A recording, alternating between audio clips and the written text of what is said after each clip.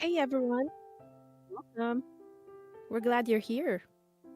So, time really flies, huh? We are on our final chapters of Volume 8. It's your lucky day today. We are doing 3 chapters. Chapter 4 deals with Yashiro and Shou.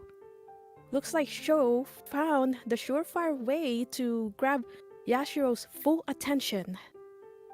And it's way sweeter than any donut that Yashiro has ever had.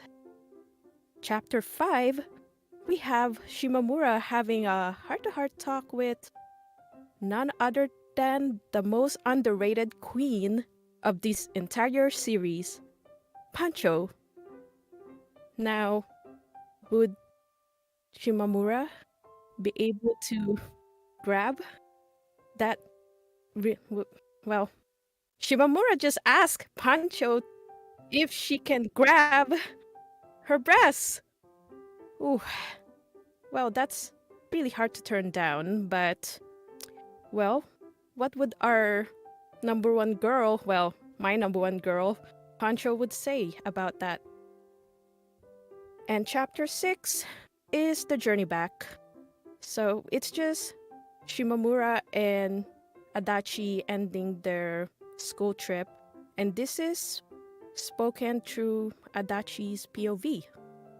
For change. All right. Well, why don't you sit tight and don't forget to bring your number one friend over. It's time to add the Shima and chill. Chapter 4 Yashiro the Visitor. The first thing I saw when coming home from school was Yachi's run back. For whatever reason, she appeared to be sitting in the middle of the hallway. What was she doing there? Curious, I took off my shoes and went to have a look. Yachi didn't leave her head even when my shadow extended over her, leaving me to assume that she was too busy to notice me. I went ahead and gave the ribbon of hair, the one that looked like a butterfly had landed her with, a quick boo. A look of puzzlement could be seen on her face as she shifted her gaze into my direction. Ah, if it isn't Shou.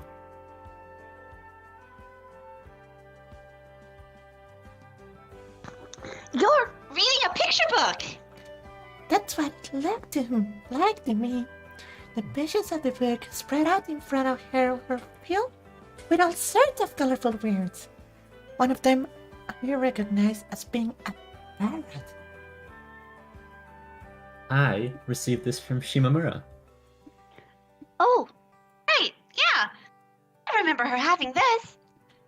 Our dad had bought it for her back in the day. Though the print book was the one that Yachi was currently looking at, I was pretty sure that the series also contained similar entries that had to do with fish and reptiles. There exists an insect book too, but because she's hated bugs, she'd never opened that one. I must get to know the planet I'm visiting, you see. Oh ho ho ho.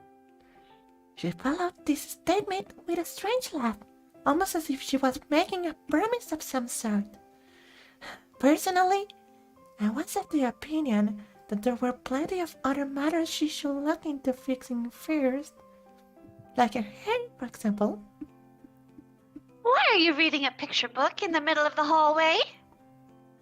Why not? The contents are the same regardless of where I read it. Yachi replied, sounding like she didn't find it to be all that big of a deal.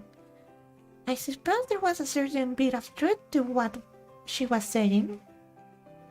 Putting aside whether they were correct or not, there was no denying the fact that her viewpoints managed to always be unique to her. Yet she continued staring hard at the pictures of birds before her. Given her usual self, she sure was being motionless here. It was only the butterfly on the back of her head that slowly flapped from side to side. For whatever reason, I decided it would be a good idea to stick my finger in the hole found in the middle of said butterfly. You having fun? No reply came. You like birds? I'm studying. This time, I was giving a reply. A cold one. This wasn't fun at all. Bringing my backpack with me, I began making my way towards the kitchen. The person I found there was none other than Mom. She was currently refilling the pepper jar. As indicated by the bag from the supermarket next to her, she'd just gotten back from after buying groceries. I'm home. Ah! Welcome back! Give me something sweet. This sudden request of my Mom to turn my way. Ara? Sweet, huh? Ooh, sure thing. Palms up! She stated after a quick glance at the shelf. Curious as to what she was going to give me, I held out my hand, only for her to add, Both of them! "Really? She was going to give me that much?" Feeling ever more curious, I did as I was told. However, as it turned out, I had the slightly wrong idea. Here you go. Without a sound, my palms were painted white. This is sugar. Ara? Yes, it's sweet. A satisfied grin formed on Mom's face as she licked her own finger clean. I'd expected candy, but no. This was what I got. Plain sugar. I wonder, what about Yachi? Looking to make the best out of this bad situation, I quickly turned around. I then called out Yachi, still sitting exactly where I'd left her. Yachi! Come have sugar! Was this going to work? Hooray! And just like that, Yachi jumped up. So, it did work. I'd be lying if I said I didn't feel a bit surprised. Yachi came running at my head first. With large, long legs, she proceeded to run her tongue up and down my palms. She kinda tickled me with her cold tongue could touch the gaps between my fingers. A few moments later, my palms had been rendered completely sugarless. Not even a single grain of it remained. It had all been sucked away by Yachi. A layer of sugar could be seen covering the sides of her mouth as she lifted her head. Just a second. I placed my back on the floor and pulled out a tissue. Right outside, I started wiping Yachi's face clean. Sis walked out from our room. She was carrying a bag? Doing packed, which she held near the front door. Oh, you're home. She greeted me on the way back before once again disappearing into our room. It didn't seem like things were going easy for her. She's leaving on a trip tomorrow if you didn't know. I see. Between licking up the remaining sugar, viewing the picture book, and responding to me that she sure had a lot on her plate, it almost seemed as if her eyes, mouth, and ears were all moving separate from one another. Well, not that they didn't always do that. For her, those things appeared barely connected. Say, Yachi, have you ever traveled anywhere? I only thought about it after I'd asked the question, but her being here right now was pretty close to that, wasn't it? You could say that I am traveling right now. Right. I come from the west. Far, far from the west. she stated before pointing her finger at the wall to our left. Was that way west? I honestly had no clue. Far? As in how far? So far, it'd take you around 7 million years to get there by walking. Really? No way I could even begin imagining such a distance. I wonder, if I were to travel somewhere that far away, would I find others like you? You can find them far closer as well. No, I don't think so. Would you like to study with me, Shou? Come, she gestured, having now returned to the picture book she'd left on the floor. Well, why not? As long as we were together. Personally, I prefer fish to birds, though. This remark of mine earned a strong reaction from Yachi. Just a moment, please. She stated before picking up the book and running off with it. Where was she heading? To the room Sis and I shared. A short moment passed, after which Yachi returned. The one difference was the book she was holding was now blue. I had it changed. How considerate of you. Thanks. For whatever reason, I said that in the same way that Yachi spoke. It was something that had been happening to me lately. Whenever I let my guard down, I'd more often than not end up assuming some of her mannerisms. Not good at all. Yet she sat down where she'd been sitting earlier, that being in the middle of the hallway, before spraying the book open. Myself, I sat down behind her, only to find that her shoulders blocked me from seeing anything.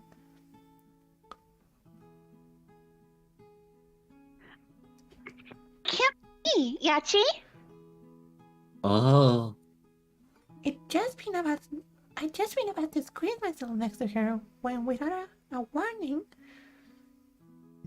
Yachi leapt up. in that case, you sit here, Shou. She stated, all the while pressing my shoulders down and pushing me into the spot where she'd been sitting just moments earlier. Wasn't this exactly the same situation, with just our roles reversed? And nothing to think about that as soon enough, Yachi climbed to my back. Those same particles of light that usually float around her now filled my field of vision. Interesting thing about Yachi, her body always felt cold to the touch. Now, let us begin studying. Before that, are you sure you can see the book? No need to worry about me. I don't actually use my eyes to see. Huh? What? I quickly turned around, prompting Yachi to point at one of her eyes and offer me an explanation.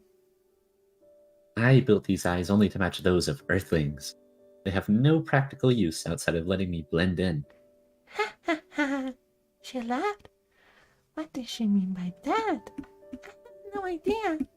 Apparently, these eyes that stared back at me were only there for show. Every now and then, she'd blink. Not only that, behind my reflection, you could see an opaque layer of moisture.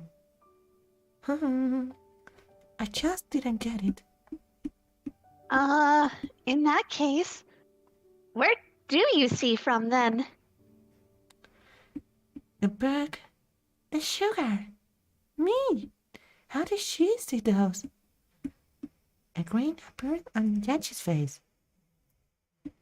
Right here. She stated, only while tapping her head. It was as if she was pointing at its very center. Really? Yep.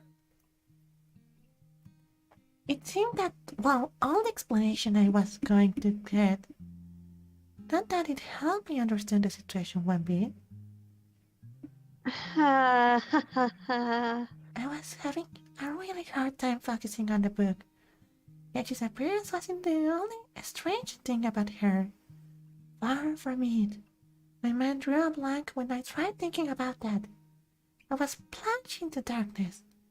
It was honestly a little scary, and yet all it took from her was a single smile, and I forgot about everything else. I was sure that other people felt the same way as well. Throughout the world, and its animals, and its many animals, you could not find the most adorable of them all in any book. No, she was right here behind my back.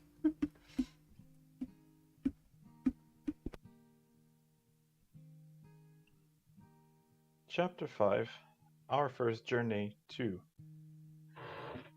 I usually felt tired waking up, but not today. Whereas most morning it was impossible for me to pull myself away from sleep, my mind now felt perfectly clear.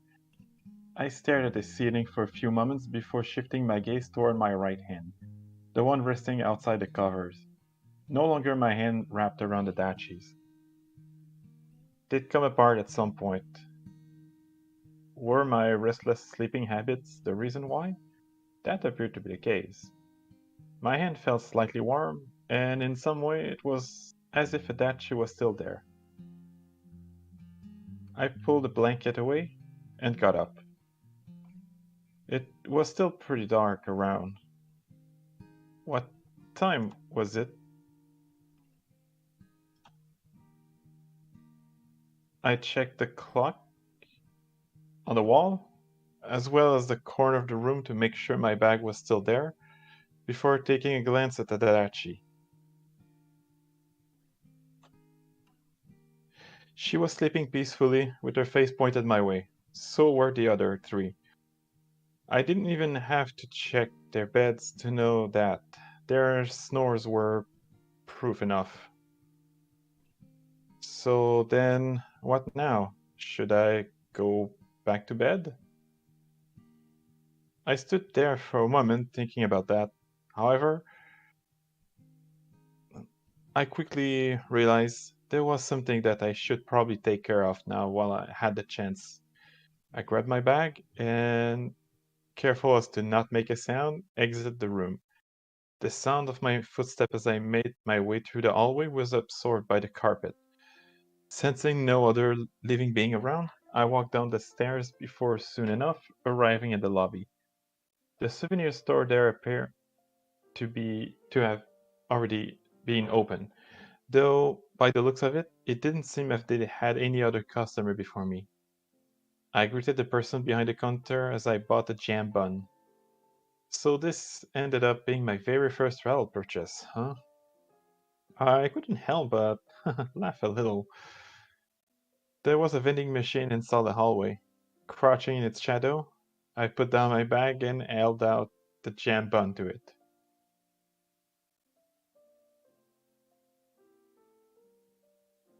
You awake?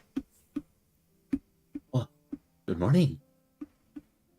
Yashiro responded after popping her head out. I could see her eyes lit up as she noticed the bun. Here's your breakfast. Ooh. Still inside the bag, she took the bun off my hand, pulled the wrapping open, and began munching. So, is it good? Delicious. That was good. Even better was that she managed to eat the bun before anyone saw her. I had to say, it was pretty funny, her being here. I found myself feeling a bit worried for my sister. Was she doing okay with both me and Yashiro gone? I just hope she doesn't miss me too much. I should have asked Shou to come with me. No, I definitely think you shouldn't have. Whereas Yashiro might have defied everything we know about the universe, my sister was just a regular little girl. It didn't take Yashiro all that long to finish eating the bun. I went ahead and quickly wiped her mouth clean of jam. Thank you very much.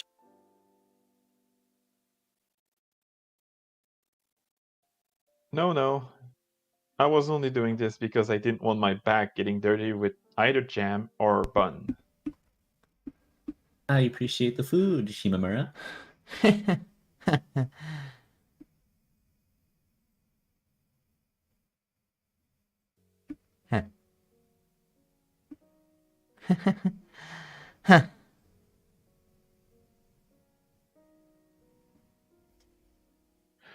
Having said that, she once again disappeared inside the bag. She was like a small animal of some sort slipping into its nest. That was all I got. A mere thank you. Then again, I guess I shouldn't complain. There was no pure form of gratitude. Had she actually given me something in return? Something concrete? That would have made it a form of exchange, not a favor. Was this factor Yashiro had considered when choosing how to respond? No, she hadn't. Of course not. That went without saying. Now then. I stated to myself as I picked up my bag. I remembered reading a manga once about a delinquent taking care of a cat they'd found behind their school. Was this how that person had felt? Perhaps. Speaking of which, just last year, Adachi had too been a delinquent, hadn't she? I couldn't help but laugh thinking about that. It'd just been about to get up with the intention of returning to our room when I heard a voice behind me. Making sure that the bag remained hidden, I swiftly turned around. I ended up being the one to greet her. Joe. Good morning. It was Pancho. How could I tell her apart from Pancho? Well, her hair was slightly longer. Her forehead was also wider. Wait. No. Or was that the other way around? Regardless. One look at the state of her hairdo made it clear that Pancho had just left bed. Her bangs had been combed up, and in a similar manner, the jersey she'd been using in place of a pajama appeared creased all over. Another contributing factor to her messy appearance were her pants. Their legs were slightly too long, resulting in her constantly stepping over them. Speaking of stepping on something, that was very much the fate her shoes had suffered. The back had been smashed completely flat. I had to say, running into Pancho here was the last thing I had expected to happen. Moreover, never I had imagined that she'd actually go out of her way to approach me. So, you're up pretty early, huh? Stole the words right out of my mouth. Though awake, her eyelids still appeared quite heavy. She stood still in front of the vending machine, and after thinking about it for a few moments, she pushed the button labeled Tea. A second later, she realized she'd forgotten to put in any coins. Oh, how embarrassing. Her cheeks turned slightly red as she pulled out her wallet. It was as if she felt embarrassed due to me being around. I wasn't expecting to run into another student. It's so early, she added while rubbing her eyes. Right, it was. I mumbled something to that effect her way. Now, having now inserted the required coin into the machine, Pancho went ahead and pushed the T button again. Twice this time. 2 plastic bottles came out, and after picking up both of those as well as the change, she took one of the bottles and held it my way. Here. Ooh, thanks? What reason did she have to buy one? I wasn't quite sure. Clutching her bag, Pancho walked over to me. You could hear her throat purse as she took a large sip of the tea. After that, she let out a sigh. I proceeded to stare at the opposing wall, and standing next to me, Pancho did the same. She remained motionless even after I sat down for a second time. Was she not going to leave? Apparently not. What now? Should I open the bottle she'd given me and take a sip? I found myself getting quite restless as I wondered what to do next. I ended up being it ended up being Pancho who broke the awkward silence.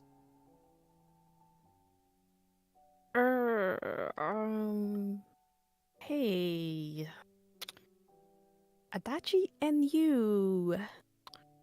Are you like that? No hesitation, no anything. She just said it. My initial reaction was to respond to a question with silence. I simply didn't know what else I was supposed to do.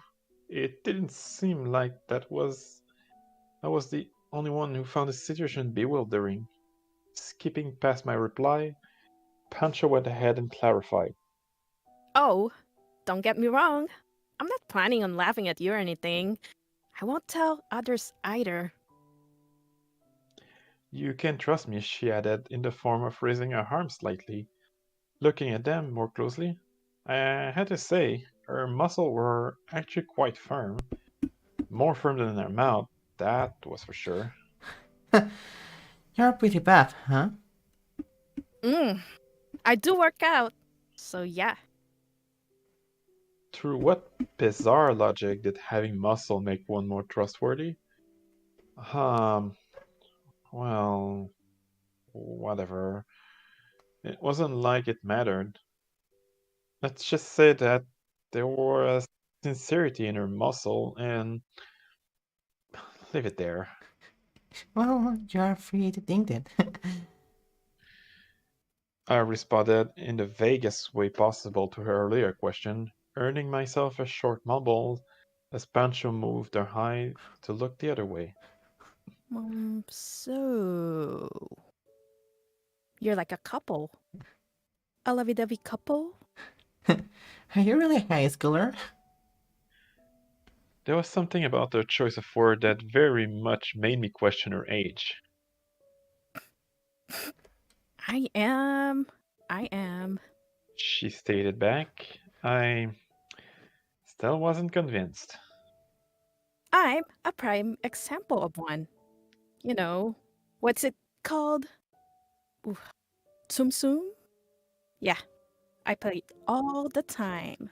Oh, really now? It seemed that she only knew the name. So did I. Still, I had to wonder what would a prime example of a high school student really be playing Tsum Tsum? That I wasn't so sure of. Hmm. Hmm. Well, anyway, yeah. If you don't know what to say, then you don't have to force yourself to say anything. Well, that's a relief. A hollow laugh left Pancho's mouth as she closed her eye. A second later, she opened them and glanced my way. So, a couple. She asked again. This time, she'd managed to fix her pronunciation. Yeah, I guess you could say that. A couple. Adachi asked me to go out with her, and I'd said yes. There was really no other word to describe our relationship, was there? I've never come across a couple before. Huh? Is that so? Yep. Oh, I mean, a female couple. Yes, I did hear some rumors a while back about there being two girls in our school dating, but you know how it is. If you're not directly involved, then there's just that. Rumors. A faint blush appeared on Pancho's face as she said this. It appeared that she was reflecting on herself. Did she perhaps have a person at school who she loved? And was that why she felt the matter didn't concern her? maybe. Right. I twisted the cap of the bottle and pulled it open. After thanking Pancho for a second time, I then brought the rim to my lips. What flavor was this? Soft flavor? Soft was what it said on the label. Whatever the case, I did enjoy the taste. All things considered. Yeah. What? We're getting in the way, aren't we? With her knees bent ever so slightly, Pancho stared at me as if waiting for a reply. Oh, I've never felt that way. That you're getting in the way. I just mean, wouldn't you prefer having the room for yourself? For like, you know. For what? Oh. This time she hung her head and hid her face behind her hand. I could see her peeking at me through the gap between her finger. Oh, I'm sure you know what I mean. No, I don't. Like, making out and stuff? Not on a school trip. So if we weren't here, you would? All these questions back to back, it kinda made me think. Would we? We'd never gone further than a kiss on the forehead. I guess that counted. Huh. Where is still at the pimple level? Pen pal. Yo, what's that? She asked back, confused. It didn't sound like she was playing dumb. Rather, I got the impression she genuinely had no idea what I was talking about. She wasn't familiar with the term pen pal. I could feel a great generational gap between us, which was strange considering that we were the same age. What other word could I use here? Like email friends? Huh? Friends? Yeah, well, let's say email lovers then. What? It changes on a whim? Pancho proceeded to shake her shoulder.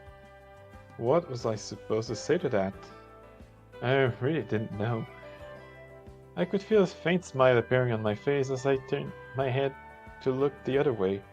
If I had to summarize our conversation so far into a single word, I'd say it had been quite pleasant. Pancho appeared to share my sentiment. Though certainly restless, she too could be seen smiling. Say, what are things like between you and Adachi? Huh? Huh? Normal, I guess? Just normal lovers? How does that work? Sorry, but I don't really know what else to say.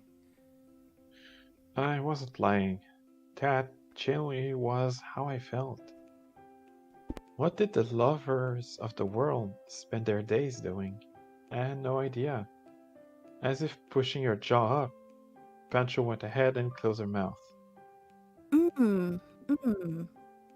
Oh, I see. Judging by her constant questions, it made sense to assume that this went a bit outside her field of expertise. She waited a few moments before continuing. Do you go on, like, dates or whatever? Where? I guess we sometimes drop by the nearby mall. Same, huh? As us, she quickly added in a form of pointing at herself. I gave her a nod in response. That counts as a date? Does it not? I had not meant to say that. No, the word had simply slipped out of my mouth. Though Pancho still appeared doubtful, She ended up assuming the role of the one nodding her head this time. Yeah. Well, still, I feel like I get it somehow. Get what? Seeming almost proud of herself, Pancho went ahead and leaned slightly forward before stating the following. So, when you go on your dates, Adachi is always worried about her appearance, even more so than normal. She takes a long time to prepare. You, on the other hand, Shimamura, you always show up wearing just your regular outfit. Am I correct? Well... I was about to say no, of course, she wasn't correct, but as I looked back and thought about our previous dates, Yeah. I guess I can't deny that things do tend to go like that.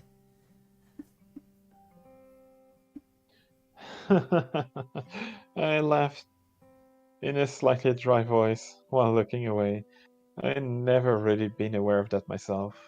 Not until just now. Should I perhaps start paying a little bit more attention to it going forward? Just as Adachi was my girlfriend, I was her girlfriend too. That's the impression I got talking with you. You're much more, how to put it, lax than what I thought. Lax, huh? I definitely heard that be said about my face post getting up from bed. I kinda wanted to see what it looked like for myself, though sadly, I never had the opportunity. By the time I managed to get to the mirror after it was pointed out to me, my face had already gone stiff. Not to say that any of this had to do with Pancho's comment. It didn't. A short gap appeared in the conversation as both of us stopped for a moment to take a sip out of our respective bottles. I would have let Yashiro have a sip too had Pancho not been there, but alas, the always still remained empty except for us. I could not sense a soul anywhere nearby. Only the faint hum of the vending machine echoed through the silence. Do you mind if I ask you something a bit front? Again with the questions. I signaled something to that effect to her using my eyes, prompting Pancho to press the cap of her bubble tea against her lower lip. I don't want to make you angry, but I'm going to ask anyway. I don't often get to meet people like yourself, you see. I suppose. Huh? You mean you know of others? The image of Hino and Nagafuji appeared in my mind. No, not really. Right, exactly. She stated eagerly. You could practically see her face shining with curiosity. Go ahead then.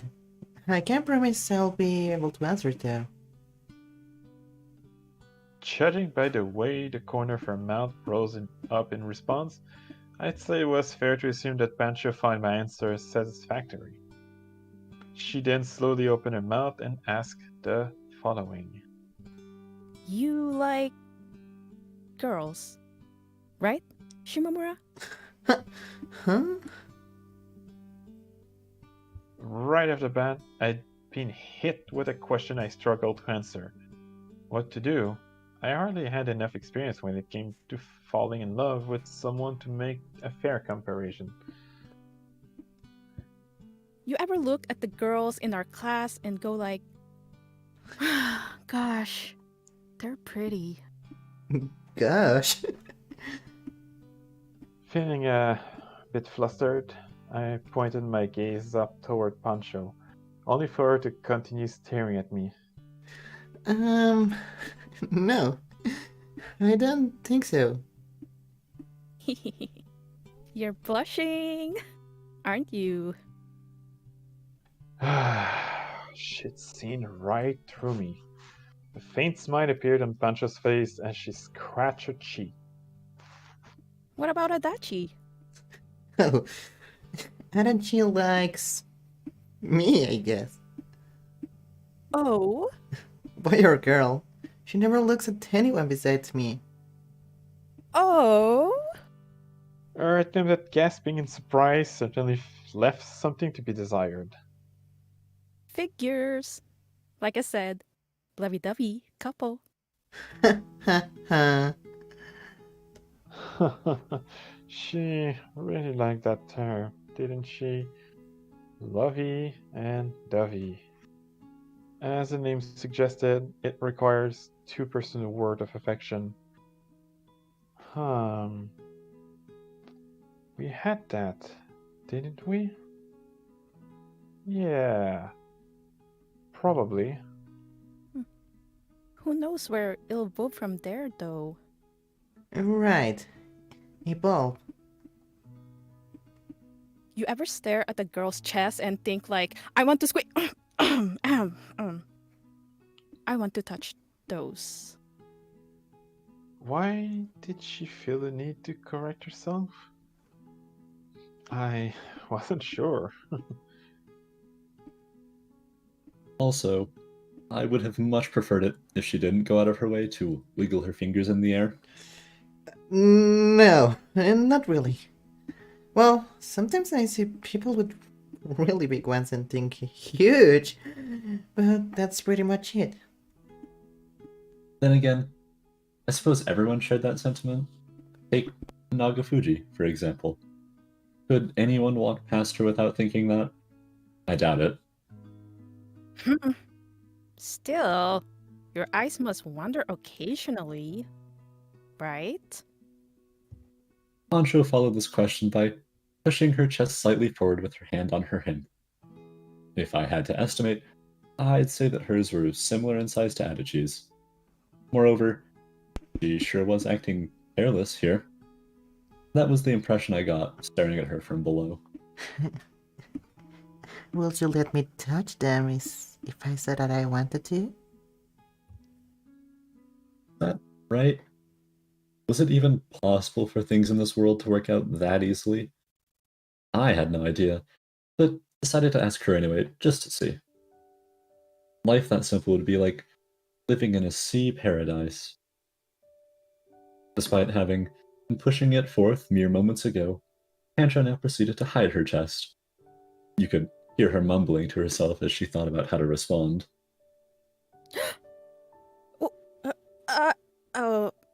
Well, you are pretty cute. I might let you do it once, but... Wait. But... Are you, like, big into it? Huh? Never before had anyone said something like that to me. Was I into it? Into touching breasts? I could feel a strange tremble running through me. One that I knew I ought to keep to myself, if at all possible. Sorry, but I think I'm gonna have to decline. Pancho followed this apology by waving her hand at me. Reality often was harsh. Oh, okay. I think it's for the best, honestly. Like Adachi might have murdered me if she ever found out.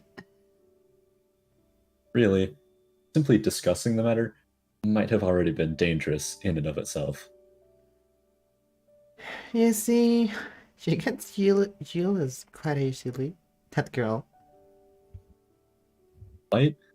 More like extremely. Sometimes I felt like you need 100 of me to fill her world. What to me was lovey-dovey was lovey-dovey, lovey-dovey, lovey-dovey to her. Judging by your face... yes. I think I understand. The corners of Pancho's mouth rose to form a faint smile. The way she was acting here made it seem like she'd found something. Do you understand what? that Adachi's the sort of girl who only focuses on one thing at a time and pays little attention to anything else. Oh, wow. Though I didn't show it, I did feel quite impressed. Good eye. I still prefer Jello to jealousy. Stated a muffled voice from within my bag. I gave the thing a quick kick on the side. Hmm? Pancho had a look around us. As for me, I proceeded to pretend like I hadn't heard anything. Well, whatever. This place is pretty old. I guess it only makes sense for it to be haunted as well. Was it really okay for her to just leave it at that? Not that I was complaining. Moving on. Now, I apologize beforehand if this sounds a little inappropriate. We'll fit right in with your other questions. My rebuke was met by an awkward cough. What was she going to ask this time? What direction would she lean into? I could feel my chest tightening just a little bit as I prepared myself for what was about to come. Pancho opened her mouth, and sounding just a little quieter than before, spoke the following words. Have you ever seen her naked? Yep. Adachi, that is. Yep, yesterday. Yesterday? Oh! Taken completely aback by my response, Pancho ended up smacking the back of her head against the wall behind her. It didn't seem like it hurt, though. Must have been the result of that training she'd talked about. How exactly did one train one's head? Smacking it against increasingly hard objects seemed like an option, although if you did that, I kind of felt like you'd end up breaking your skull before making any sort of progress. Yesterday? Oh. You mean at the bat? It seemed that she at last understood what I'd meant. We're thinking of something else. Oh.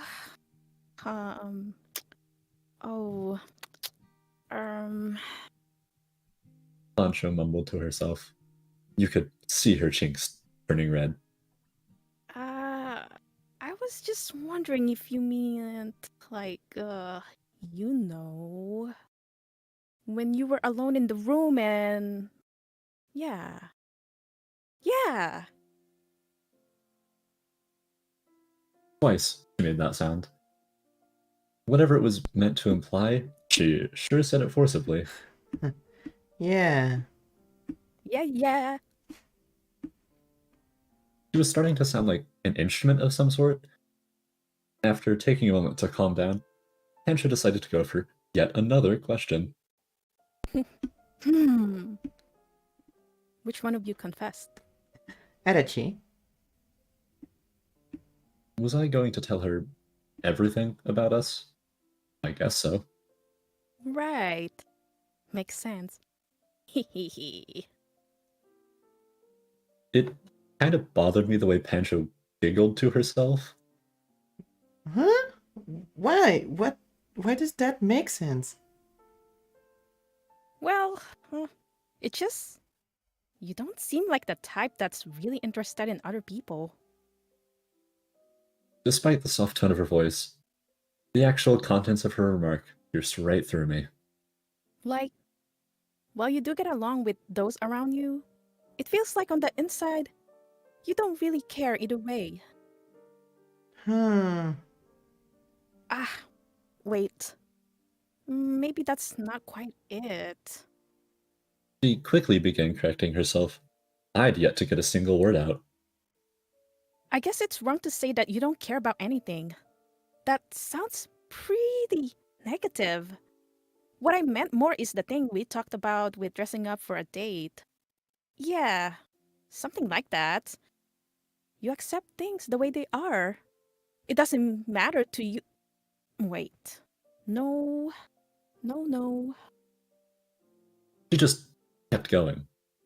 Never had I expected a classmate, who I'd, frankly, not interacted with all that much, to show this level of knowledge about me. I'd be lying if I didn't say that I felt slightly frightened. Were Adachi and I really that transparent? Is it that obvious? It used to be much more. Now, not so much. I don't think. What will you say we're all like now then? Hmm. A lovely couple, of course. No dovey this time. The lovey, though, it still continued haunting me. Then again, for whatever reason, I kinda got the impression that Adachi would have no problems with others viewing us that way. Everywhere I go, it's always lovey-dovey. I bet that for you, even the air appears tinged in the shade of love. I sure hope not. That sounds so scary. Air was clearly transparent. As for love, I guess it was red? What else was red? Adachi, I suppose. Her cheeks and ears certainly had a strong reddish tinge to them most of the time. Similarly, the splatter of blood that had flown out of her mouth as she confessed her feelings to me had been red as well. Still, given all this, the fact that you're with Adachi must meant that you like her quite a bit. It was this casual remark which brought me back to reality. She was speaking in a very calm tone of voice, almost as if the whole matter had nothing to do with herself, which was exactly why her words wound up reaching my defenseless heart uninterrupted. Like light flowing into a cavern beneath the waves, they filled me from the inside. I shifted my gaze upwards, and what I saw sparkling there above me appeared much more dazzling than the hallway's lights. Right. Perhaps that was so. I liked Adachi. Right. Paying little mind to the impact her remark had on me, Pancho went ahead and continued. Like, if you ever feel like you need some time together, just let me know. I'll drive the wheels number 3 and 4 away and leave the room for you lovebirds. Oh, wait. I guess it'll be a bit, how to put it? Difficult sleeping there after the fact. Very vivid. A thick, almost muddy sound left her mouth.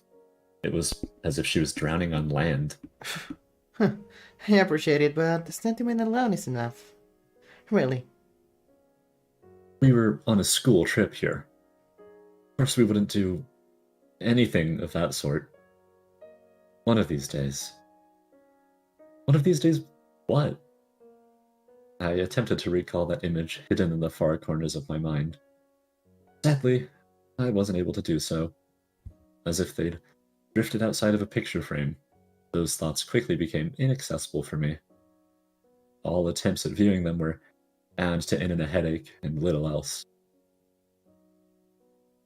Oh, and feel free to spend the day however you want.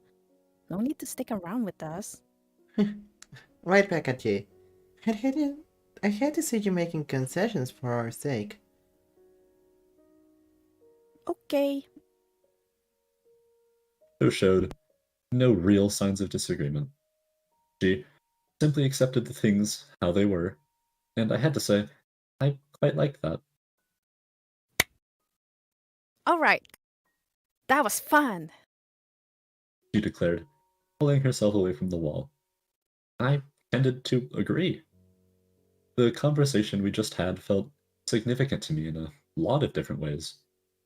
A big part of that was the fact that I didn't often get to talk to people about this sort of stuff. I'd really opened myself to her, and now I could only hope that her lips wouldn't turn out to be completely loose. Perhaps she trained her lips as well. Let's hope so. I think what I liked the most was learning that you're far more interesting of a person than what I thought. Now then, time to head back.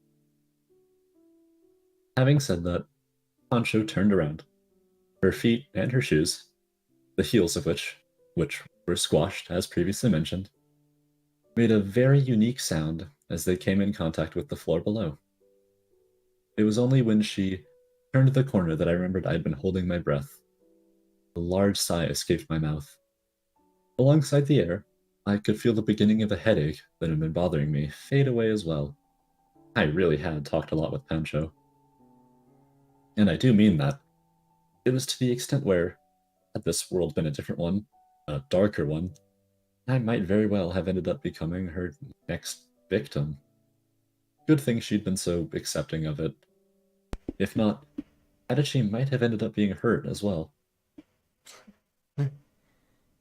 Want some tea? I went ahead and asked my bag. A second passed, after which a snow-white hand appeared from within. Very scary. Poke out your head as well. Whoop. I gave the bottle of tea to this strange creature now staring at me. Slurp, slurp. What a sound. It was not at all what I would have expected one to make when drinking tea. It's not easy being you, is it, Shimamura? I suppose not. Now then, I'm off to sleep. Good night. No sooner had Yashiro disappeared inside the bag than the faint sound of her snoring reached my ears. Truly, what a simple creature she was. I found myself getting just a little jealous. I tossed the bag over my shoulder, and just like Pancho had earlier, began making my way back. First thing I noticed as I arrived at the room was that the door had been left open. Had Pancho anticipated that I'd be following after her? That seemed like the most probable explanation. I walked in, and there, I saw that the other three were still asleep. I could tell as much based on the mounds their futons formed. Speaking of Pancho, she'd pulled the curtains of one of the windows aside and was currently staring outside at the trees bathing in the morning sun.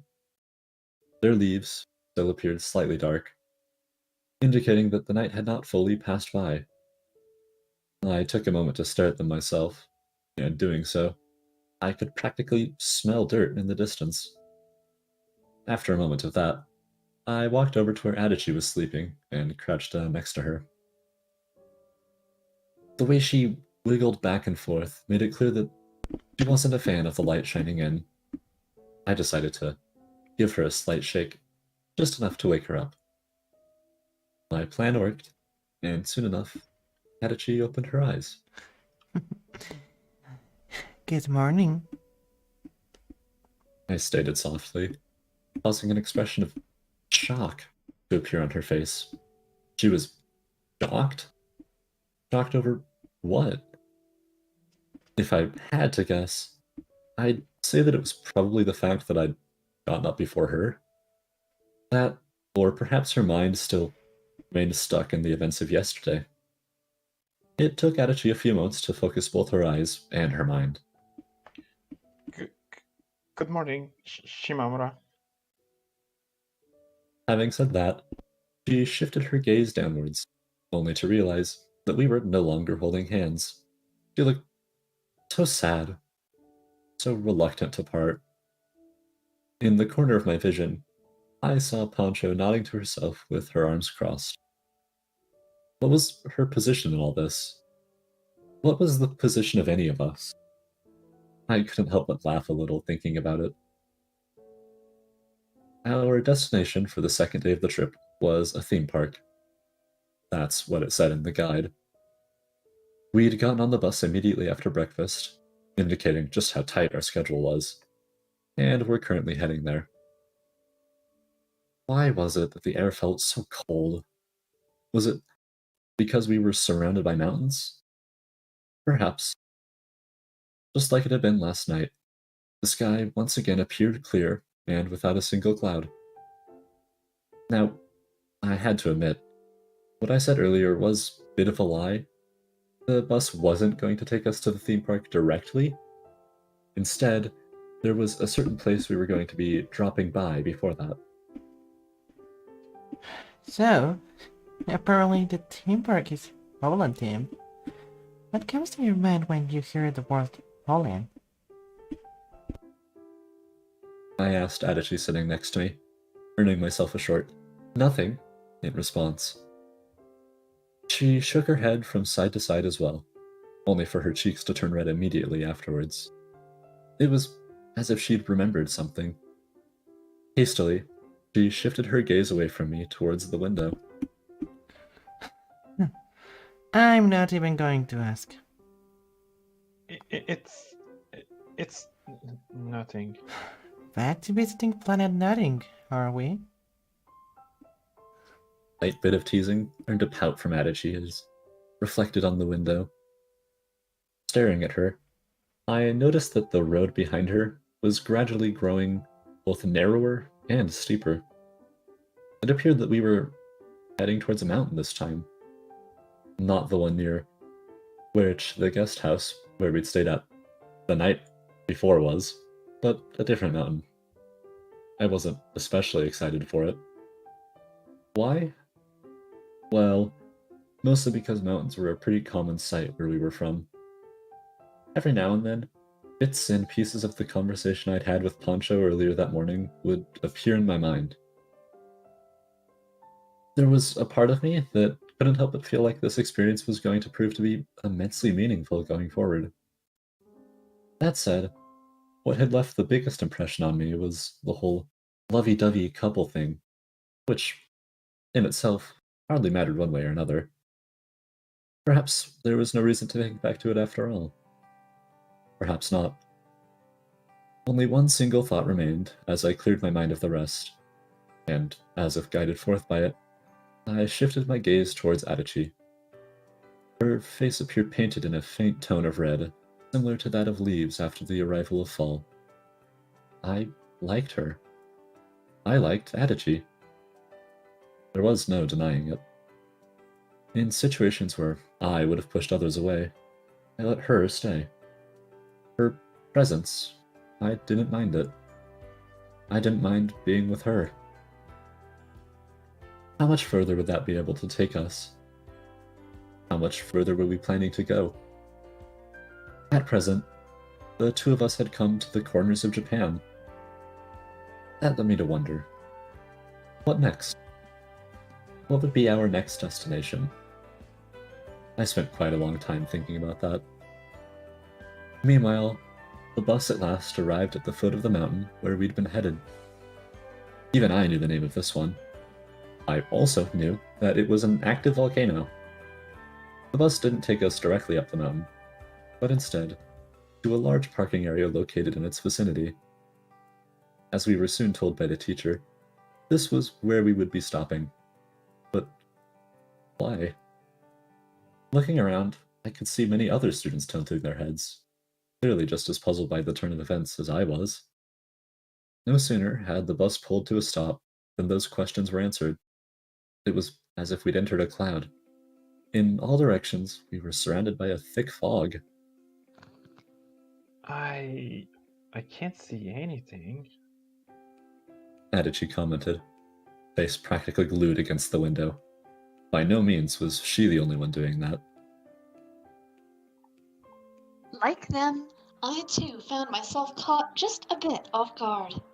Not once in my life had I ever experienced fog quite this dense. In the midst of this confusion, the teacher ordered us to take a step outside the vehicle. We were also told to avoid moving around carelessly. Now, what constituted for that? Careless movement. That wasn't something we were told. Though I did wonder for a moment what I should do with my bag, I ultimately ended up tossing it over my shoulder. Why? No reason in particular, I guess. I just figured that she, that being Yashiro, might find the fog intriguing or something. We were placed in a line, and one by one, the students before me stepped outside the bus.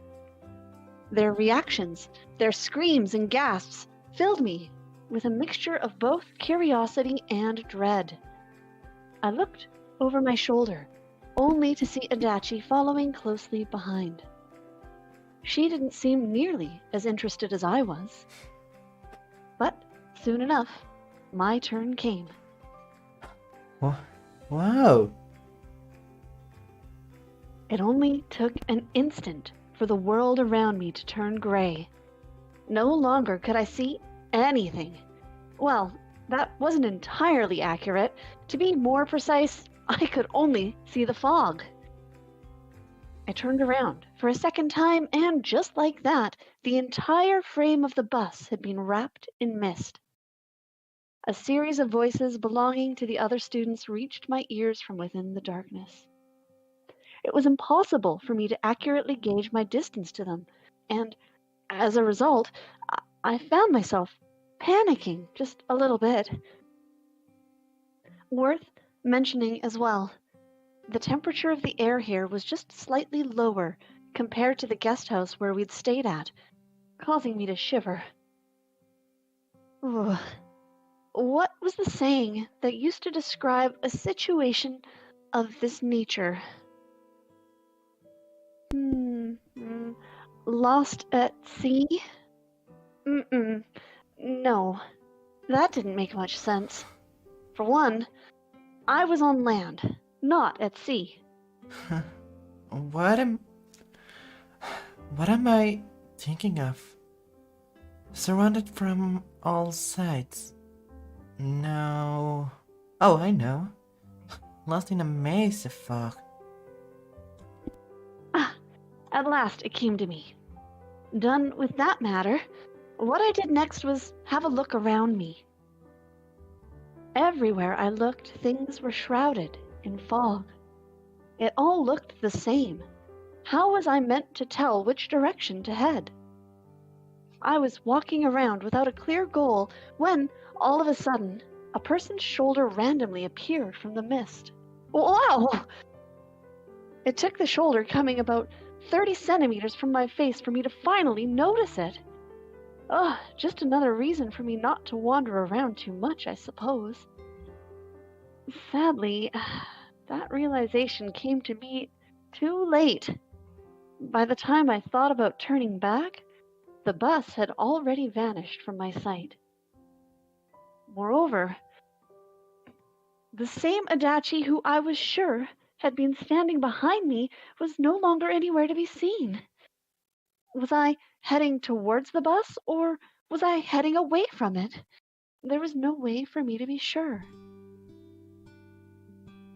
Shimamura! It was then that I heard it. Adachi was calling for me. Adachi! I called her back. Shimamura! Shimamura! I could hear her yell. From where? I wasn't sure. I found it difficult pinpointing her exact direction. As it turned out, things looking the same in all directions had the effect of rendering even your ears unreliable. Who would have known? I tried putting all of my 5 senses to use, but to no avail. Where are you? Lost. Oh. Completely lost. Where are you? Over here! Assuming that Adachi was going around looking for me as well, the chances were low that we would randomly run into one another. That said, as I couldn't imagine that she'd be willing to simply stand still, it seemed that I'd have to stop my search for the time being. As I stood there, the voice of the teacher currently gathering up the other students reached my ears.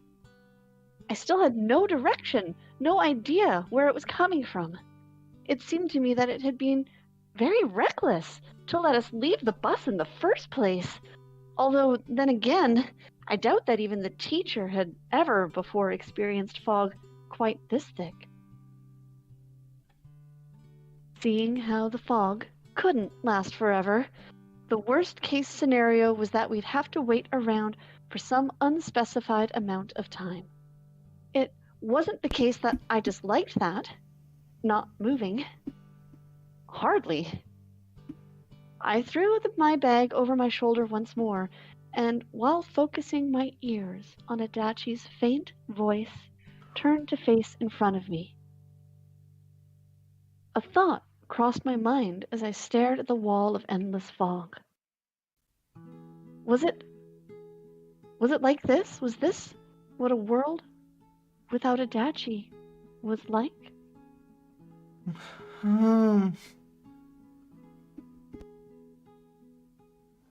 Impassable, exhausting fog, sapping me of my last traces of willpower as far as the eye could see. In some ways, this scenario bore quite a similarity to the days which I had idled through during my first year in high school. Were things to remain this way? I'd never be able to go anywhere. That was what I thought. And yet, now, here I was. Somewhere completely different. Somewhere completely new. A thought surged through me. I had to find Adachi. I wasn't sure why it happened. Perhaps the strength of my sentiment had reached her, but in the next instant, I heard a voice speak to me from within my bag. To the right. Right? I asked in the form of extending my hand into the direction I'd been given. The tips of my fingers came in contact with what seemed to be the shoulder of a person. Through the fog, that person touched my hand. Though they appeared shocked at first, almost hesitant. After running their fingers against the tips of mine, whoever it was went ahead and grabbed me tight. It was there that I, too, realized what was going on. The strength of the person's grip, the way she squeezed my hand. It could only be her. Her touch let me know that I'd been correct before my eyes did. I found you, Shimamura. As if parting the mist, Adachi came to me. She took my hands and squeezed them tight. Instantly, I could feel myself relaxing. We'd parted ways for less than a minute, and yet, for whatever reason, the feeling of separation I'd experienced had hit me so much harder than it usually did. Judging by her utterly defenseless smile, an expression not often seen on her face, Adachi very much appeared to share my sentiment. We continued holding hands, just like we had last night before going to bed. This time, it was the fog that concealed us. Thank you. These words of gratitude were not aimed towards Adachi, but rather at my bag. Well then, I'm going back to sleep. All right. Mixing together with the sounds of the birds in the distance, a series of cartoonish snores soon reached my ears. Who are you talking to? Just myself. Now, I know I already said it once, but this sure is something else. Adachi was right there in front of me, yet already all but the hands which I was holding had vanished from my sight. Naturally, this also meant that there was no way for me to tell what sort of an expression she had on her face, and yet I felt her presence. Though I couldn't see her, I knew she was there. Our hands tied us together. They formed a bridge between us. Say, why don't we walk around a bit? I knew that we should follow the teacher's orders and group up with the others, but I just didn't feel like it. I'd been going around with the sole goal of looking for Adachi. Now that I'd found her, I no longer had an objective in mind. Wherever I went, it was all the same. None of it mattered. Even if I kind of forgot about it myself, the fact remains that we're delinquents. That's right. Bad girls. Was this badness of mine spreading to Adachi too as she held my hand? Yes, it was. No doubt about it. It was this conviction, this belief, which had led me to ask her to come with me, to ignore what the teacher said and just do what we wanted. While I couldn't see her face, the way Adachi moved her arm up and down made it clear that she agreed with me.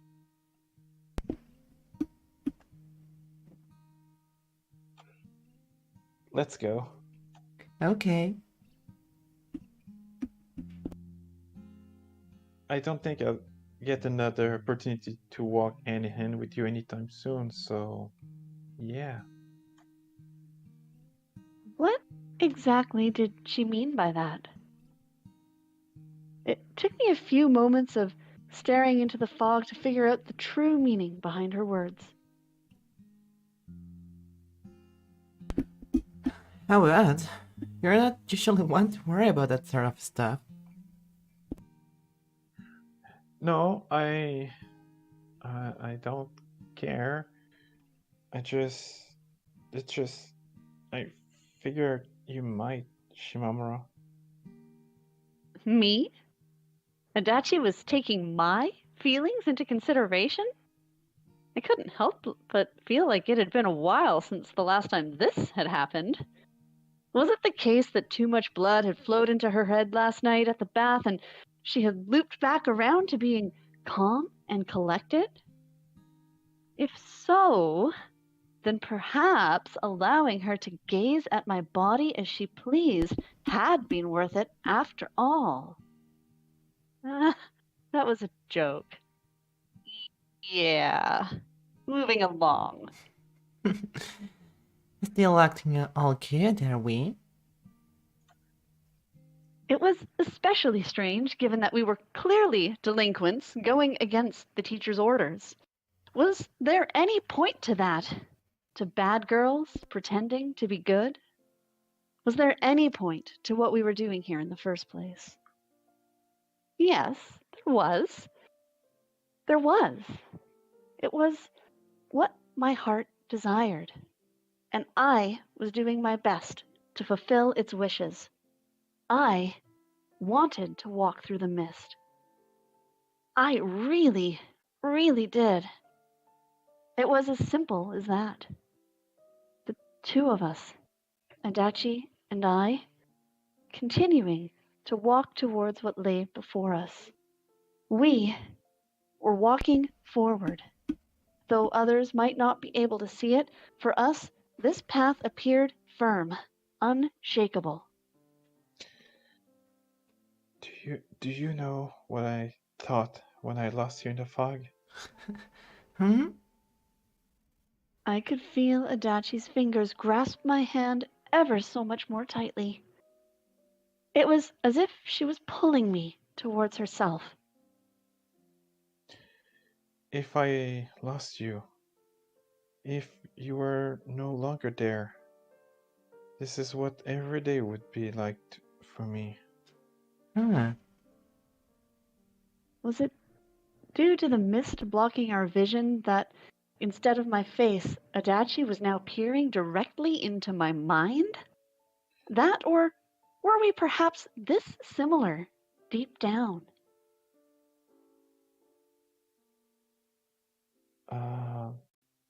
Shimamura? Should I say it? Or should I not? I ultimately decided to go for it. If nothing else, my face was hidden, so I didn't need to worry about that. Me too. Huh? I thought the same thing. I laughed, leaving just a bit of vagueness behind my words. Adachi didn't seem to enjoy the way I was teasing her, and as if ringing a bell or something, she went ahead and squeezed my arm. Say that again, please. One more time. Nope. The fog is about to clear up. Why did that matter? Well, if the fog really did clear up, and Adachi saw me saying something like that to her, then it'd be really embarrassing. Yes, embarrassing. No, it's still there. The mist. I wonder. Maybe I'll suck it all away. Stating aloud this nonsense, I went ahead and continued walking forward, still unable to see anything. It was hard to explain why, but in some ways, I'd felt as if I'd stepped into the future. A memory of the scenery I'd witnessed on the boat came to my mind. There I'd been, in the middle of the ocean, watching over a vast field of nothingness. The destination we were heading towards appeared completely shrouded in mist. And yet I didn't feel uneasy. Not even slightly. Whether I could see a thing or not, it mattered not one bit. As long as we were together, as long as Adachi was there by my side, I could make sense of it all, even through the mist. A fresh, new sensation, unlike anything I'd experienced before, filled my mind. For the first time in my life, I felt truly invincible.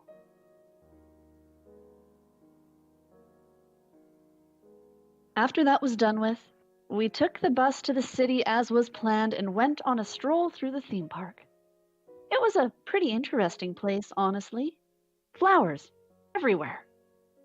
Adachi and I even decided to break away from the group at one point. And yet, even so, what left the largest impression on me that day was the time we'd spent within the mist.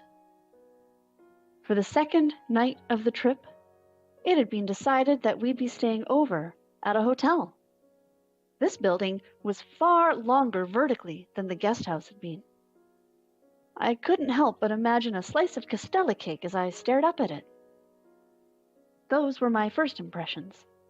I tried sharing them with Adachi too, only for her to call me a weirdo.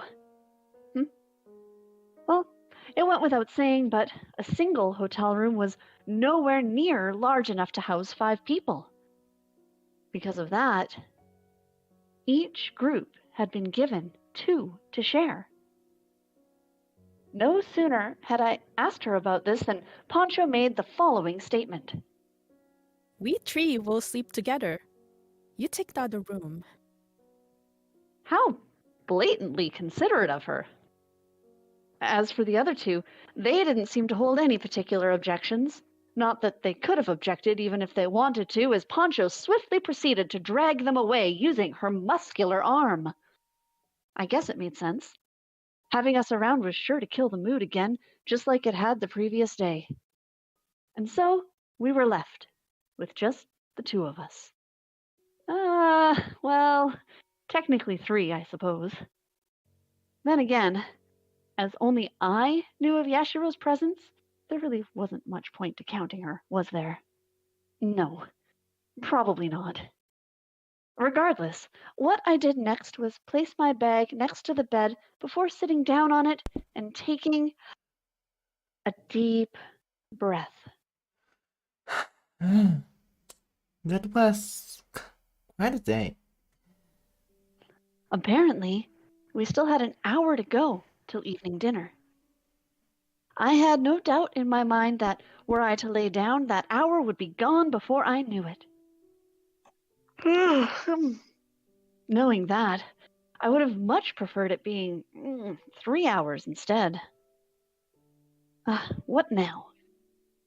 A part of me kind of just wanted to roll backwards and let nature take care of the rest. I ended up nearly succumbing to those desires when, all of a sudden, I happened to notice Adachi wriggling about on the bed opposite to mine. She had curled up in a ball with both of her knees pressed tightly together. Is something wrong? It's just the two of us. She muttered nervously. Yes, that was right. That was the situation here, but personally, I couldn't help but feel like it was a bit too late to be worrying about it. Yes, and aren't we often like this with just the two of us? Like at my home and stuff. And at the sports hall, just to give another example. Well, yes, but this is different. We're in a hotel room. Adachi stated, her eyes pointing at the ceiling. No longer was she mumbling. If anything, I'd say that she was speaking a lot faster than normal this time. So, this being a hotel room was the core of the problem? Yes. Yes. Made sense. I sense danger. Huh? Heek! I went ahead and wrapped my hands around the same parts of my body that she'd been focusing on at the bath, as if to conceal them. What parts were those? You're just going to have to imagine it. Then again, given how intensely she'd been staring at me, it could very well be that she'd already obtained the power to see through both my arms and my clothes alike. I think that was commonly referred to as the power of imagination. Judging based on the flustered expression that appeared on Adachi's face, it seemed safe to say that she had reached the same conclusion. A few mumbled words left her mouth, although how exactly they were meant to connect, I honestly had no clue. I'll think I'll ask you to explain what you mean some other time after we get back. With that, I took off my shoes, rolled down onto the bed, and got comfortable. Lying on my left side, I extended my arm towards Adachi. Care to join me, Adachi? My invitation was at first met with silence. It was only a second later that Adachi took a step backwards in a very dramatic fashion. I sense danger. It's fine. I trust you. Not that I had ever doubted her.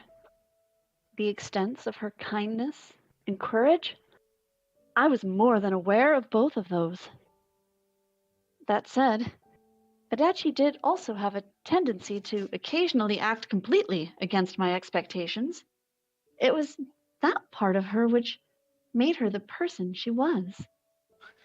I figured you'd prefer it this way. There were two beds, yes, but they did have a distinct gap between them, a slight bit of distance. Why exactly was that a problem? Well, let's say that we were to have a conversation with each of us lying on their own bed.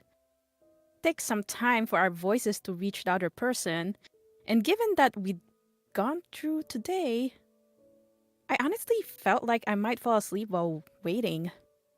Even now, it was genuinely difficult for me to not yawn. I need something to keep me awake. And that something was Adachi. If you'd like, then please come. All right then. Hesitantly, Adachi crept over to my bed before falling on top of it as if she'd hit her knees and trip. She followed this with a roll, resulting in her forehead bunking against my shoulder. Gah. By no means was this something I'd describe as her grazing me softly. No. Genuinely hurt.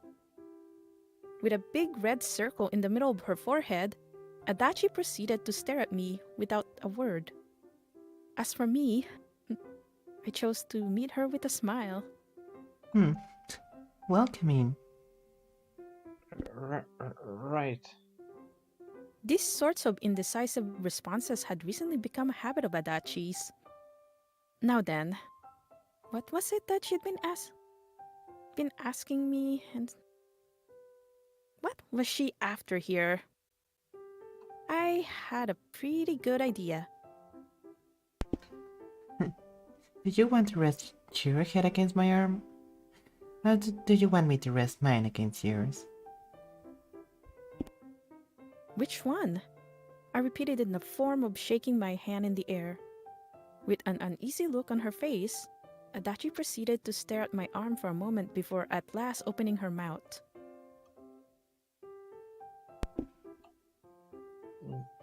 Both, I think. Oh. Well, sure. Why not? I placed my arm under Adachi's head, and she did the same with hers, though it was kinda awkward, especially the way our arms just kinda rested on top of each other. In the end, we both got to experience each other's softness, as well as the weight of their head. Sure, we could have taken turns, but where was the charm in that? I could feel Adachi's hair tickling my hand as I relaxed my body. So, how was the school trip for you? I asked her that like a mother would, as I'd recently come to realize our relationship did have that sort of a side to it as well. That said, there was something about this arrangement that I couldn't help but feel a bit reluctant towards. For one, I was far too young to be a mother. Often I found myself wondering, couldn't I just be her big sister instead? That role was one I was already used to playing. Kinda okay. That was more or less what I'd been expecting. Adachi was pretty bad in groups. It only made sense for her to react to a school trip this way.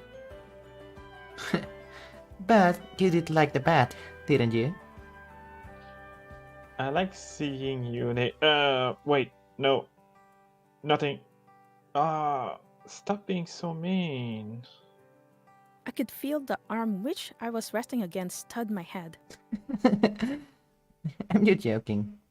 Anyway, I do more or less feel the same way. There had been a lot of enjoyable things that had happened.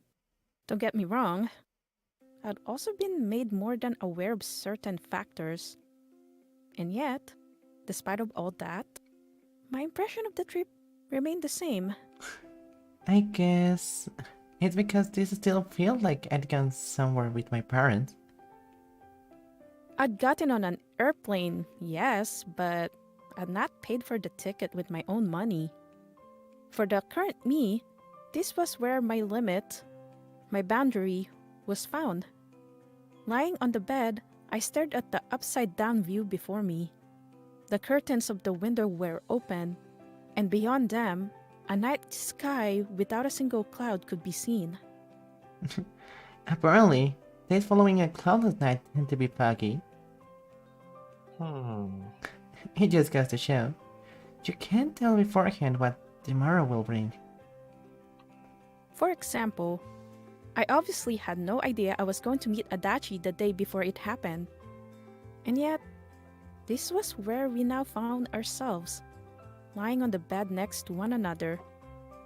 Just who could have predicted that? No one.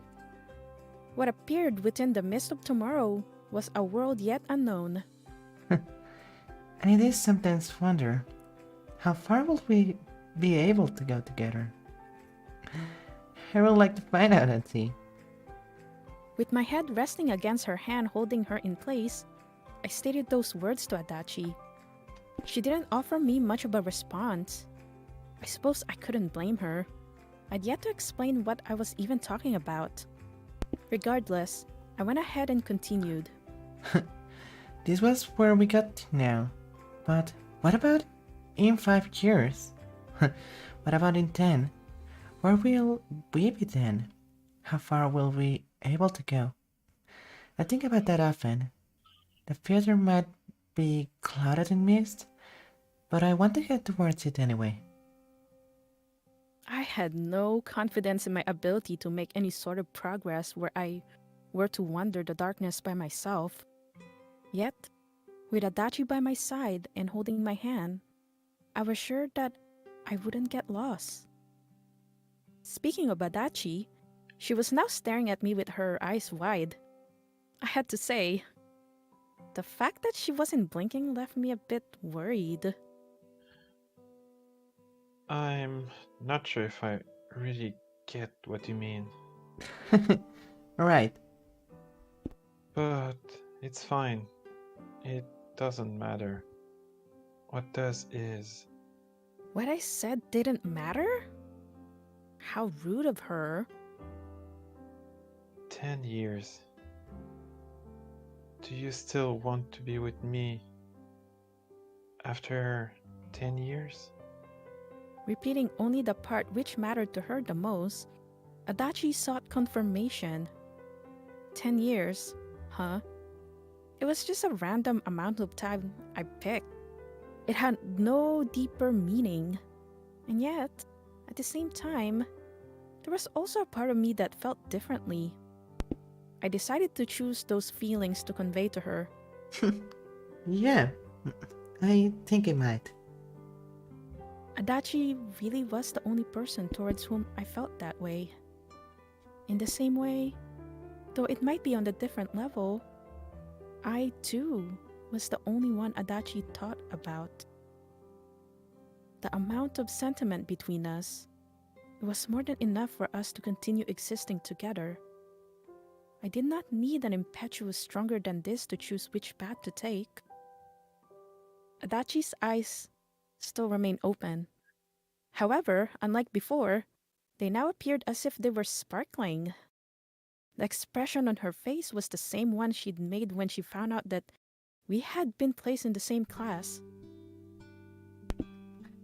It might take 10 years, if not more. But next time, let's travel overseas with just the two of us. The same trip I've turned down at first. I now suggested myself. As I did so, the face of another girl appeared in my mind. Once we got back home, I really did need to talk to her. Wait, when you said how far, you meant it literally? Huh? You don't want to? Traveling somewhere far away was going to take money. It'd also take time. All in all, it really wasn't as simple as just doing it. No, we need to do it together. Adachi proceeded to shake her head from side to side. This caused her hair to rub against my arm. And if I'm being honest, it kinda hurt a lot. And yet, there was something about that pain which too felt pleasant. It'll be foggy tomorrow. Right. Hand in hand, we'd once more traversed that fog. And so, night fell on our small journey. It acted as a beginning, a promise for more to come. I'm home! Welcome. Souvenirs, please. Souvenirs, huh? Alright then, why don't you try looking into that bag over there? My sister did as told and pulled the bag which I'd hauled to the hallway earlier open. Or at least she tried. Before she could, the thing opened on its own. The souvenir then popped out. Yachi! What exactly was the source of the sound effect that accompanied her? I had no clue. Chapter 6. Journey Back. The sound an airplane makes. It really gives me the feeling that I'm being taken somewhere else. Shimamura said to me as we walked through the airport. I feel that as if I was trying to luggage myself whenever I hear it. This statement of hers was followed by her moving her hand through the air, mimicking an airplane. An airplane that seemed like it was going to crash soon, judging by its trajectory. I guess so. As was the case with most things in this world, I'd never really given it that much thought. What was this sound she was referring to? What did it sound like to be taken somewhere else? I couldn't really put my finger on it. Maybe it was because I had never been turned into a luggage before. Do you like it? Harley, it makes my ears hurt. She stated nonchalantly. This was a common occurrence with Shimamura. She'd bring up a topic sounding all excited, only for it to end like this. She was kind of an airhead like that, I found. That said, it was often the case that this side of her would get the better of me. We were now walking quite a bit faster than we had during our first visit here. Excuses of various sorts, whether it be the fact that there had still been plenty of time left until checkout, or that the hotel was close by, or that it'd be a while since we came here next, had combined to put us utterly behind schedule. Perhaps we should have gone to see the world-famous crab sign yesterday. Perhaps. That said, I was sure that the experience had been unique in some ways because we'd chosen to do it precisely today, and not some other day. And because of that, I was glad that we'd done it the way we had. Or at least, that was what Shimamura had kept on repeating. Our holiday had come to an end, and it was now time to head back home. All that remained was getting on the airplane that would take us there. Looking at Shimamura, it was clear that she was finding this all to be a massive pain. She'd packed so much luggage, but in the end, she had used barely any of it. I guess it made sense why it'd annoy her having to drag the heavy suitcase around. Adding this, she was also just very bad in general when it came to finishing things. It was part of her character to avoid doing that as best as she could.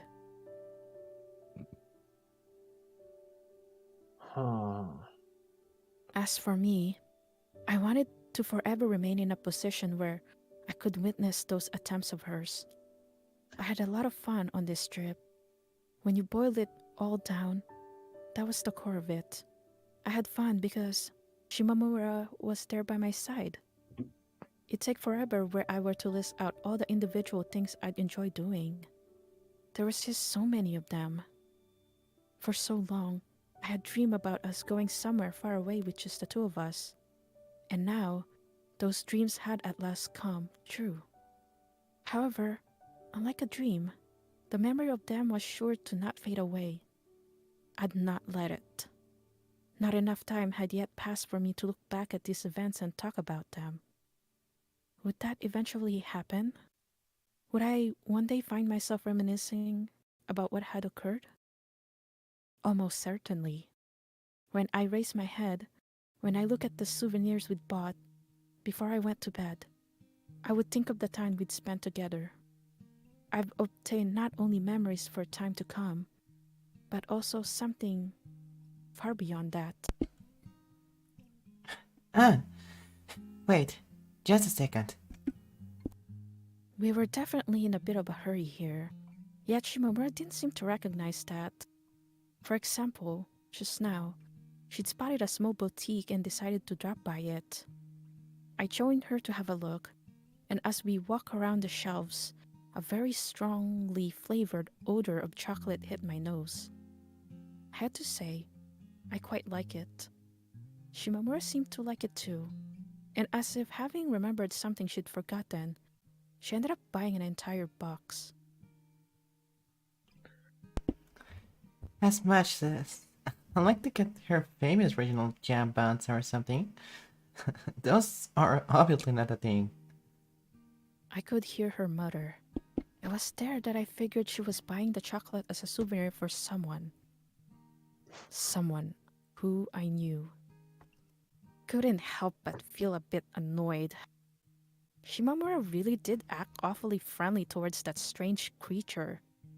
Moreover, the friendliness she showed her appeared very different in the form compared to how she acted towards me.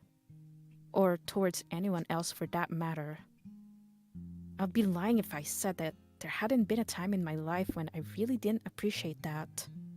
Even now, some of those feelings still remain with me. Hey, Shimamura? What? I called her to a halt before she could leave the boutique. I want a souvenir too. Huh? Her eyes opened wide, forming circles resembling the shape of a full moon. You and me, we are here right now. Yes? The tone in which I said that kind of made it sound like I was reading out loud the lyrics of a song or something. Sorry, Adachi. But it's just hard to tell what you're talking about. Excuse me, she added in English. So, she didn't know how to speak it. After all, I'd honestly been under the impression that she'd forgotten everything she'd studied the moment we stepped on board the airplane. Kinda late for it, I felt. What's the word here? Memento? Something like that? Hmm. A look of confusion remained on Shimamura's face, and yet, it didn't stop her from taking a step forward. Let's see. She mumbled to herself while taking a look at the shelf. Approximately 5 seconds later, she had found something cute enough and picked it up. She ran to the counter, bought the thing, and then ran back to me.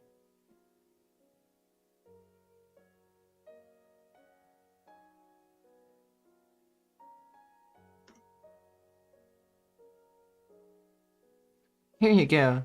You're a souvenir. What she'd chosen was a yellow teacup. A teacup? Huh?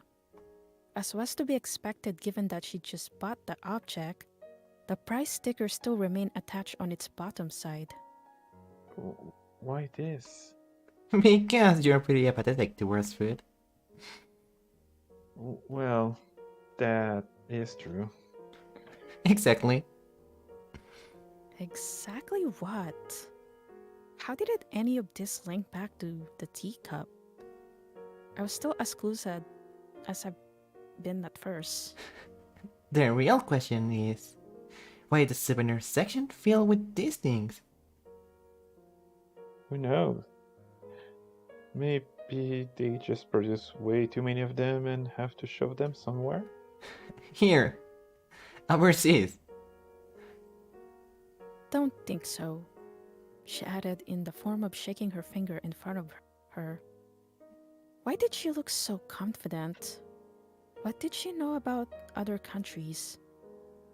Feeling quite dubious, I picked up the teacup and held it against the distant light. Would anyone believe me if I told them that this thing was a souvenir from overseas?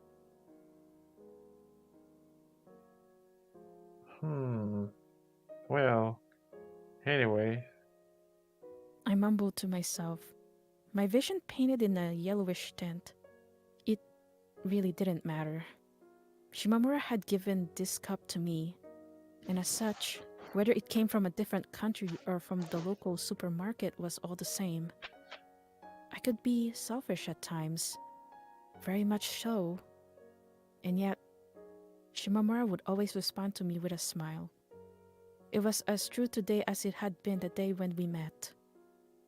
That smile of hers truly was the shining beacon of my life. It's kinda weird. I didn't want to leave so soon. But now that the day has come, I feel almost relieved. Shimamura stated, having now settled in her seat inside the airplane. I more or less got what she was talking about. There was definitely a part of me that felt the same way. However, unlike Shimamura, I only had our apartment to come home to. I'd be lying if I said that I didn't feel the slightest bit of jealous of her.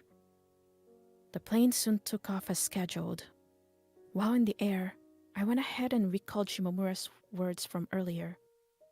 I focused my ears on the sound of the airplane made to see if I could manage to find it relaxing the same way she did. No, didn't work. To me, the noise only came as being annoying and nothing else. Even so, I did close my eyes and pretend like I'd been turned into a luggage. The image of Shimamura carrying me over her shoulder appeared in my mind. Before I knew it, my thoughts had traveled somewhere else entirely. Entering the country turned out to be quite a similar process to leaving it. Once that was done with, the time came for us to leave the airport behind. The wave of exhaustion that rushed over me as we did so really went to show just how long we'd spent away. Hey, Shimamura. A wave of warm air, so distinctly different compared to what it's been like there, brushed against the tip of my nose. What would come next was, after we got back home, was putting away all of our luggage. While it wasn't exactly enjoyable in its own right, I was sure that the fun we'd had overseas would help me get through it. How long would that last? That I didn't know. However, if my supply of those feelings were to eventually run out, then the answer as what I ought to do was clear. Let's go there again one day. I said to Shimamura, while taking one last look at the airport over my shoulder. Next to me, I could see her do the same. Once we save up enough money, sure. Right. My fluffy dreams were met by the cold touch of the reality. At some point, we'd both found ourselves able to equally provide for the other. We really did make for a good pair. That was what I thought. And so, they've gone by. My 10 years with Shimamura.